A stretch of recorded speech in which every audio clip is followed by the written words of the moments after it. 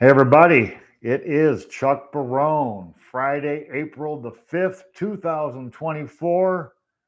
Another crazy day to wrap up another crazy ass week. Guys, you've been watching what's been happening this week. I don't know if everybody's aware of this or not, but things have really started to change a little bit here. We're going to go over a lot of it in detail. We have a lot of stuff to go over today. Before I get started, let me take a half a second. As always, welcome everybody to the show. We appreciate you guys being here. Of course, thank you guys for your support. It means the world to us. Okay, let's talk about markets today. Did you guys have a look at any of this? Just bananas. Okay, so today we knew we were going to get a lot of data today. We knew we were getting that jobs report. That was the report we were all waiting for. Boom. They were expecting 200,000. They get 303,000. So everybody initially, oh my God, big freak out. What are we going to do with this? Oh my God. Well, guess what? The stock market rallied like crazy. And let me tell you why, guys. Okay, look at it like this. You're a Wall Street trader. You're a stock trader. The stock market is going great because companies are earning money. The economy is good. Companies are making money. Of course, that's the main objective. That's what drives stock prices for the most part. It's all about earnings, right?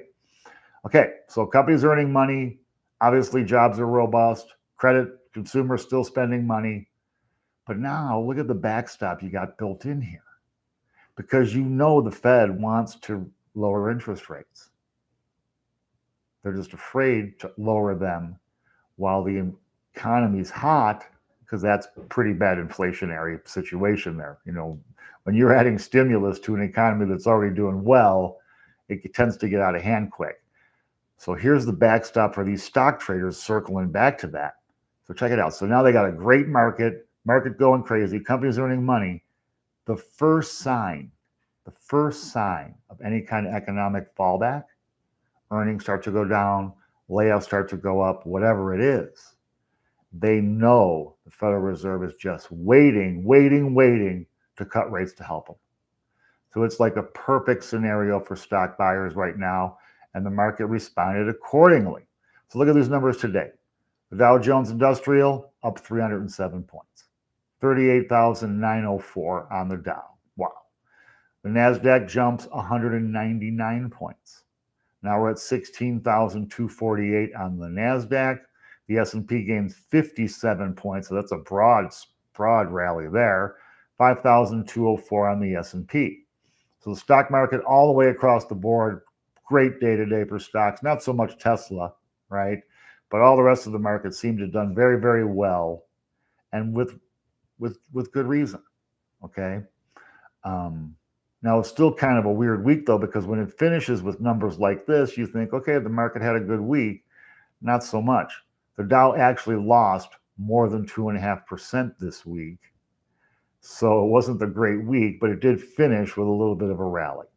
Now, on the other hand, the bond market, which has been kind of pricing in these rate cuts, coming to the same reality, and now you got a big sell-off in the bond market with the yields spiking.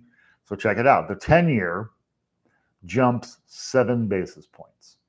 Now at 4.37%. That's a pretty big jump in the bond market. I've talked about that a million times. The 2-year jumps 11 basis points, all the way up to 4.75%. So now the 2-year was just looking like it was, it was getting closer to being going back and getting rid of this, inverted yield curve, going back to a more normal yield curve. The 2-year was coming down pretty dramatically. Guess what? All that goes away. 11 basis points today. And I'm going to guess, you got the Fed out there talking back rate cuts.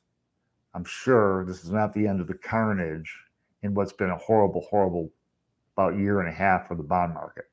The dollar today up small, just up 8 basis points on the index, 104.28 on the dollar index. Still a good, strong number. Dollar doing just fine. Precious metals today. You guys see this? Wow, guys. Great things happening for precious metals. Gold jumps $38.50. $38.50.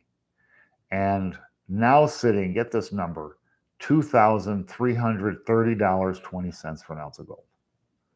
Phenomenal rally. Silver rallies up another 57 cents, now sitting at $27.44 for an ounce of silver. We were just talking about silver having difficulty breaking through $25.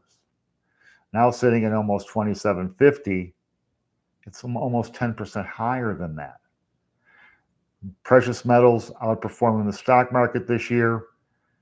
They certainly send a message about what people are thinking about as far as the inflation thing. But the truth is, the main driver of this big rally in precious metals, central bank buying, central banks around the world, China, Russia, even the US probably, is hoarding gold like crazy, gobbling up a huge portion of the world's entire production of gold. Investors getting hip to this, might as well get on that train. And of course, it's doing awesome. Oil today rallies again, my nemesis. Oil up small, but only 14 cents. Sitting $86.73 for a barrel of West Texas Intermediate. That price is way too high. It should not be there. It's not a supply-demand issue right now with oil. What it is, now granted, we're moving into driving season where oil tends to go up a little bit because people are taking vacations, driving more in spring and summer. But that's not the driver of this rally. This rally is all about politics, all about wars, all about fighting, all the Middle East, man. You see, you have Israel now and Iran facing off, saber rattling back and forth. That has the market panties bunched up, believing that this could affect the supply, through the Strait of Hormuz and all that fun stuff that we've learned about because of shit's been going on there forever. So that's why you're seeing this spike in oil. Bitcoin just down a little bit today, down $368, $67,698 for Bitcoin. Jobs today, guys, this was the number we were looking for. We knew today was the day. Jobs come in at 303,000 versus the 200,000 that they expected. A huge number. Now I know that these numbers have been a little bit funky, right? They've been doing some big revisions. We talked about that just yesterday. Talking about the January report that came in at 375 and got revised down like 145,000. So we know that these numbers are not always completely accurate. Sometimes they miss bigly, but they came with February's revision, was down just 5,000. So it wasn't like as gigantic of a miss as January's was, but chances are this 303 will end up getting revised down some too, but still an extraordinarily strong number. Just even if you don't take the number, okay, it's truth. You can still, from that number, kind of conclude that the jobs market is still pretty strong. Of course, that means consumers are earning money. Wages did grow, but they were within line and expectations, 4.1% year over year. So here we go. Now, this was the one we were keeping an eye on. You could see the fallout was pretty amazing. Stock market, as I was saying, now they got this beautiful Goldilocks scenario here where they got earnings to pump the stock market right now and momentum. And then they know they got rate cuts to follow that'll keep the party going. It's a great time to be a stock trader, right? The bond market, of course, taking the opposite approach. They know that rates are going to be higher for longer. So we'll see now how all of this stuff plays out. I'm thinking the bond market probably still going to be having a little bit more of a price decline coming, and you'll see those yields go up a little bit higher. You're going to see the stock market probably with some bumps in the road continue to have a decent year this year. Now, I've been telling you guys, this jobs blowout today pretty much, I think, puts to rest the idea of a rate cut coming up anytime the first half of this year, especially if the next few months are just as hot or even just lukewarm. It's not going to be enough for the Fed to cut. If we get any kind of blip anywhere on any of this data from CPI, PCE, PPI, in all so many different things playing into this and being a factor. And there's so many things that could go wrong. The idea that it's going to be perfect is laughable, and it's not going to be. So I tell you, we could probably rule out any kind of rate cut the first half of this year. And now we're going to move into the second half of the year in the big election. I don't really see the Fed cutting rates during an election. Now maybe they got the balls to do it, but it certainly would be something we would be hearing about on that election endlessly. Because if they go ahead and cut rates, the right is going to say they're doing it to help. He's doing it to help Biden's reelection. If he doesn't cut rates, the Democrats are going to say he's doing it to help Trump. This is a no-win situation for Powell, but that's why he gets the big bucks, guys. But this jobs blowout tells us the economy is still going okay. Whether it's 200,000 or 300,000, that's still a lot of jobs created. More workforce participation. The whole report was pretty much a surprisingly rosy one. Not exactly what the Fed was looking for, I don't think. But I think the slowdown in wages is something that'll warm their heart a little bit. Even though 4.1% a year is better than it's been for a while for wage earners, it's been a lot. That is much cooler than it has been, and much cooler than it possibly could be, depending on the industry. All right, let's wrap up the week with some other crazy stuff we got here today. Okay, so I've been telling you guys the Fed's walking back this rate cut message, trying to prepare the market for rates staying higher for longer. Now today we got the president of the Dallas Federal Reserve, Logan, coming out. She's, guess what, in the same camp as Cash and Carry, saying no rate cuts this year. No rate cuts. So now I think that's 5 governors out of the 19 voting who are talking about no rate cuts at all this year.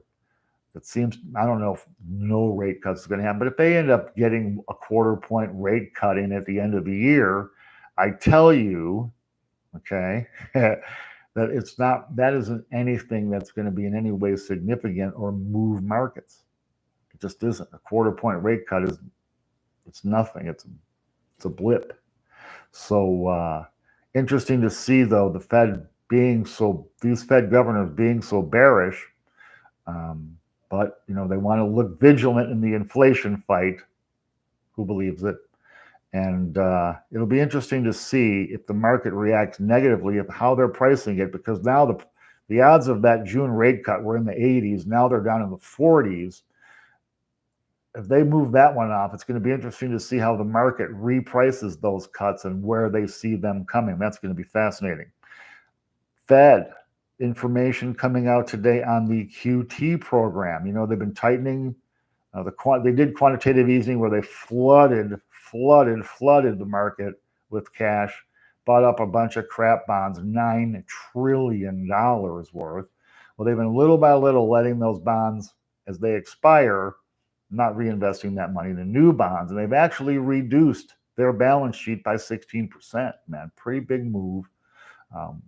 It's the biggest reduction in the Fed in cash and M2 the Fed is doing since the Great Depression. I mean, it's huge. Now they've been taking $95 billion a month out of the economy, letting those bonds mature and not reinvesting. Now they're talking about tapering that off. I think they're afraid there might be a little bit of a panic, because it's kind of weird where you're going to do, rate cuts on one hand, which is stimulating for the economy, more money in the economy. At the same time, with this hand, you're doing QT and you're pulling money out of the economy, which is tightening. So you got push and pull at the same time here. It's kind of silly. So they're talking about tapering it off from 95 billion to about 50 billion a month. We'll see where that goes. We'll keep you guys posted on that. I was reading an interesting story today about China. China is the only major economy in the world right now that is suffering from deflation. Prices in China coming down. We've talked about Evergrande and Country Walk and the big real estate issues they're having. Chinese people are not big spenders. They're big savers. That's not helping their economy. Prices deflating. What are they doing about it? Well, they're manufacturing, and they're flooding the world with cheap manufactured goods, blowing up local manufacturers. Some of these, like solar panels, the prices, they're shipping these out and they're selling these for basically giving them away, blowing up economies, solar panel makers around the whole world. And it's not just solar panels, it's a whole bunch of manufactured goods. So now you got Janet Yellen over there, you got the EU starting to squawk about it. I think Australia or somebody put a 7% tariff on Chinese goods now. So the world's starting to fight back. Interesting possible trade war coming as China tries to fight their way out of deflation. We know that's a tough one. We know what happened in Japan. We know what's happened here in the US in the 30s when we had our deflation. It's tough to get out of them. They tend to last years, not days, weeks, or months. So China fighting its way out of that by trying to flood the world and bring us all down with them, right? Gold. Well, we already talked the number. New world record for gold. Gold continuing to go. Silver, because of the big run up in the 80s, chances are, I don't know, it's going to have to get to $50. I don't see that coming right around the corner, ultimately, probably. But silver will continue to rise with gold as well. And finally, this was interesting, just a silly thing to talk about to close the week out this week.